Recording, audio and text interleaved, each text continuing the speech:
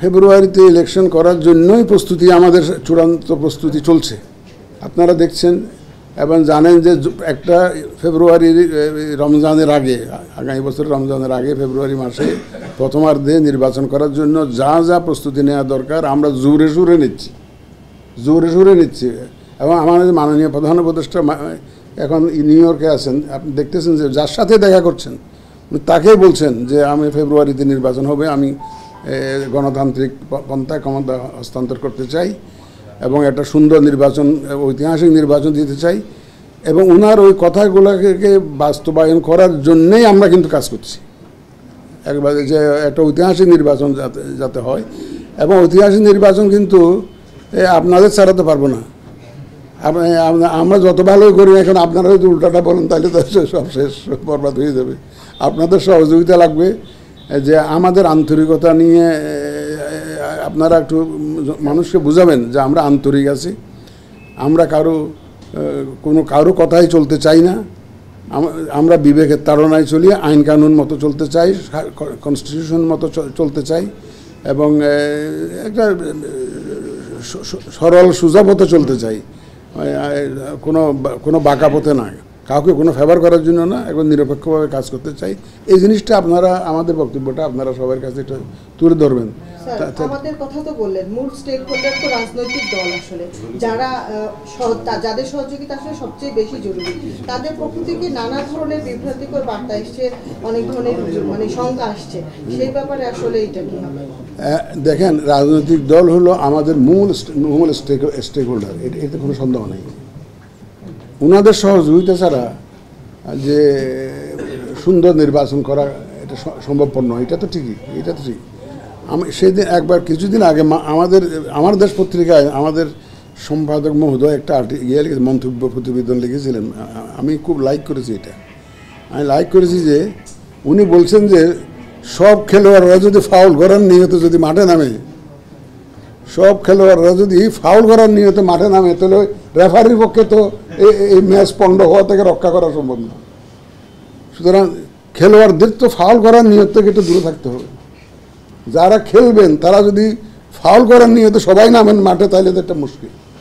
কিন্তু যাতে ফাউল না করতে পারেন তার যাবতীয় ব্যবস্থা আমরা নিব ইনশাল্লাহ, আমাদের সক্ষমতা অনুযায়ী আমরা ফাউল যাতে না করতে পারেন। এবং আমি বিশ্বাস করি যে আমাদের যারা স্টেক হোল্ডার, যারা খেলবেন ইলেকশনের মাঠে, যারা খেলবেন তারা সব ফাউল করার নিয়তে নামবেন না, তারা একটা সুন্দর নির্বাচনের নিয়তেই নামবেন এবং তারা একটা ভালো নির্বাচনের নিয়তেই নামবেন, এই বিশ্বাস আমার আছে। কারণ এটা বিশাল একটা বিপ্লবের মধ্য দিয়ে আমরা কিন্তু এই অবস্থায় আছি, একটা ক্রান্তি লগ্নে আছি। ওনারা কেউ জানেন না যে দেশের যে ক্রান্তি লগ্ন যাচ্ছে, এই তো ওনারা জানেন। সুতরাং আমাকে কেউ এ পর্যন্ত বলেন নাই যে আমি ফাউল খেলার নিয়তে ইলেকশনে যাব, যে ইলেকশনে ভোট ডাকাতি করব, সন্ত্রাস করব, এমন কোনো রাজনীতিবিদ বলেন নাই। বলেছে কি আপনাদেরকে? কেউ বলে নাই। তো সুতরাং আমি ধরে নিচ্ছি যে ওনারা একটা সুন্দরভাবে সহযোগিতা করবে। তবে এটা একটা আন্ডারস্ট্যান্ডিং ব্যাপার। গভর্নমেন্ট ইজ নেগোসিয়েটিং, গভর্নমেন্ট তো ওনাদের সাথে আলাপ আলোচনা চালিয়ে যাচ্ছেন। আপনারা দেখছেন কনসেনসাস কমিশনের তাদের তো আবার মেয়াদ বাড়িয়ে দিয়েছে, 1 মাস বাড়িয়ে দিয়েছে। এটা কি জন্য? ওনারা একটা সমঝোতায় আসতে চাচ্ছেন, আসতে চাচ্ছেন। সুতরাং আশা করি ইনশাল্লাহ একটা সমঝোতায় আসবেন। সমঝোতায় না আসলে 4-5 জন নেতা তো দেখি আমেরিকাও গেছেন, দেখি মাননীয় প্রধান উপদেষ্টার সাথে, ওখানেও তো ওনারা আলাপ আলোচনা করার হতে একটা সুযোগ পাবেন। আমার কিন্তু আমাদের রাজনীতিবিদদের উপর আস্থা আছে ভাই, এটা আমার সবসময় ছিল, একদম সবসময় ছিল। আমাদের রাজনীতিবিদরা, আপনারা 91 সালে যখন যে কেয়ারটেকার গভর্নমেন্টের শাহাবুদ্দিন আহমেদ, আমাদের রাষ্ট্রীয় শাহাবুদ্দিন, যখন ইলেকশন হয়, এর আগে কিন্তু অনেক গুমরান হয়েছে, কিন্তু অনেক আন্দোলন সংগ্রাম হয়েছে রাষ্ট্রপতি এরশাদের বিরুদ্ধে, কিন্তু অনেক গোলমাল হয়েছে। তারপরে সব ঠান্ডা, সাইক্লোনের পরে যখন দেখি সব কিছু বাতাস বন্ধ হয়ে যায়, সব যেমন ঠান্ডা হয়ে যায়, সব ঠান্ডা হয়ে গেছে। এবং 96-তে কিন্তু যখন ইলেকশন হয়, 96 ইলেকশনে কিন্তু আগেও কিন্তু এই ধরনের কিন্তু গোলমাল হয়েছে, তারপর আবার সব ঠান্ডা হয়ে গেছে। 2008-ও কিন্তু অনেক গোলমাল টোলমাল হয়ে আবার সব ঠান্ডা হয়েছে। তো এটা একটু হবে রাজনীতিরা, নাহলে সবাই যদি এক কথা বলে তাহলে রাজনীতি একটা দল তো বাকশালের মতো একটা দলে থাকতো।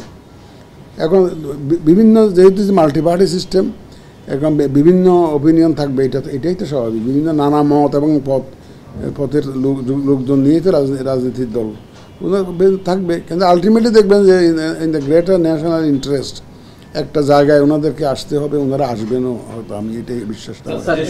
যে ফাউল খেলার কথা যেটা বলেন স্যার, আপনার কাছে মনে হয় এখন কেউ ফাউল খেলছে এবং সমঝোতা না হলে কি হবে? ফাউল খেলার কথা আমি বলছি না। মাহমুদুর রহমান সাহেব একটা আর্টিকেল লিখেছেন, এই যে মন্তব্যের প্রতিবেদনে উনি একটা আর্টিকেল লিখছেন যে সব প্লেয়াররা যদি ফাউল করার নিয়ত মাঠে নামে তো রেফারির পক্ষে তো মুশকিল, এইটা আর কি বুঝাতে চাইছেন। কিন্তু আমার বক্তব্য হচ্ছে যে কোনো রাজনীতিবিদ এখনও ফাউল খেলার নিয়তে নামবেন এমন কথা বলেন নাই, এমন ওনাদের কর্মকাণ্ডের মাধ্যমেও এমন বোঝা যাচ্ছে না যে ফাউল। ওনারা সঠিকভাবেই পার্টিসিপেট করতে চান, সুন্দরভাবেই খেলতে চান মাঠে। ওনারা যেটা চাচ্ছেন যে একটা লেভেল প্লেয়িং ফিল্ড যাতে হয়, সবাই যাতে সুন্দরভাবে খেলতে পারে, সেই ব্যবস্থাটা করে দেওয়া, সেটা আমরা ইনশাল্লাহ করে দেবো এবং সর্বশক্তি নিয়োগ করব। আপনারা আজকে দেখেছেন বোধহয় আমাদের মাননীয় স্বরাষ্ট্র উপদেষ্টা বলেছেন 1 লক্ষ আর্মি মাঠে থাকবে। আপনারা তো দেখছেন আর্মিকে আমরা ল এনফোর্সমেন্ট এজেন্সিতে ইনক্লুড করার জন্য প্রস্তাব দিয়েছি, তাহলে তো ওনারা they will be on duty full time. সুতরাং আমি কিন্তু খুব কনফিডেন্ট, আমি কোনো মুখের কথা না, আমি কিন্তু খুব কনফিডেন্ট ইনশাল্লাহ। যেই ভয় আপনারা পাচ্ছেন সেই ভয় করার কোনো কারণ নেই।